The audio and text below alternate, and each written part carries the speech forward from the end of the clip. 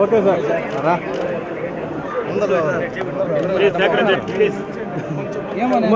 Kumar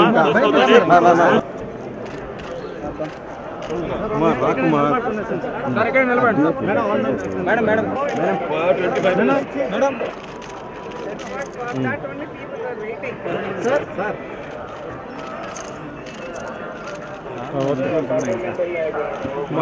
sir కొద్ది side అయ్యాను sir frame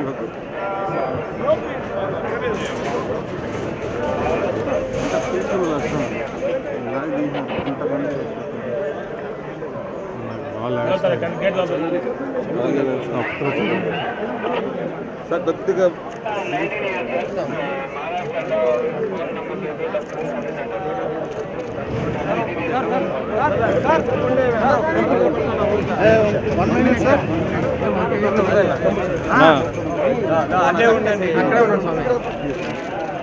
ఆపక్కు పోనా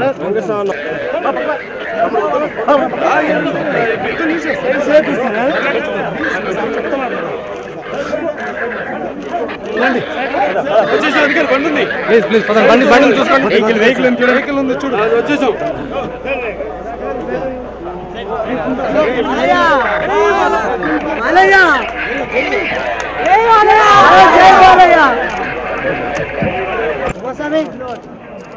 కొద్దిగా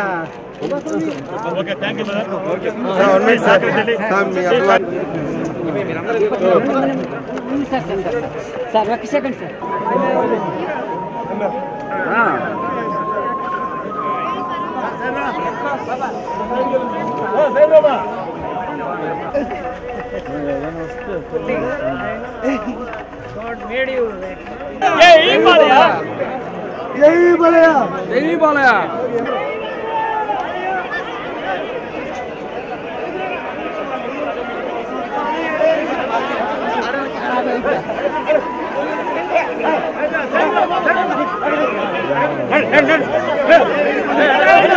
తారీఖు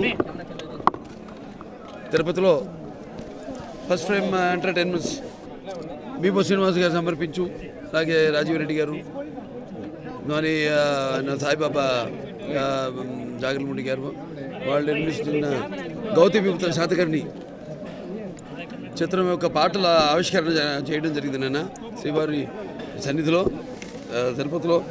మరి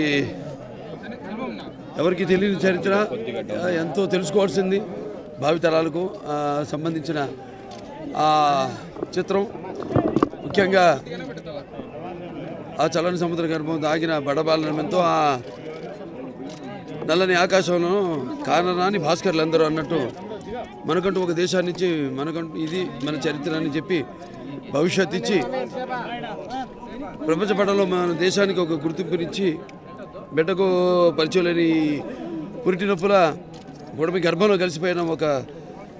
మిగిలిపోయిన ఒక కానరాని భాస్కరుని గాథ గౌతమిపుత్ర శాతకర్ణి. సో భావితరాలకు ఇంతవరకు ఎవరు దాన్ని అటెంప్ట్ చేయలేదు. నాన్నగారు చేద్దాం అనుకున్న పాత్రని, అటువంటి అరుదైన పాత్రని మరి ఆయన చేయలేకపోవడం, ఆ అవకాశం నాకు దొరకడం అన్నది నా పూర్వజన్మ సుకృతంగా భావించుకుంటున్నాను. సరే, అలాగే ముఖ్యంగా స్వామివారికి ఆ చిత్రం ఆడాలి, బాగా ప్రాచుర్యం పొందాలి. ఎందుకంటే ముఖ్యంగా నేను చెప్పినట్టు భావితరాలు వాడు తెలుసుకోవాల్సిన, కాపాడుకోవాల్సిన బాధ్యత మన పైన ఉంది.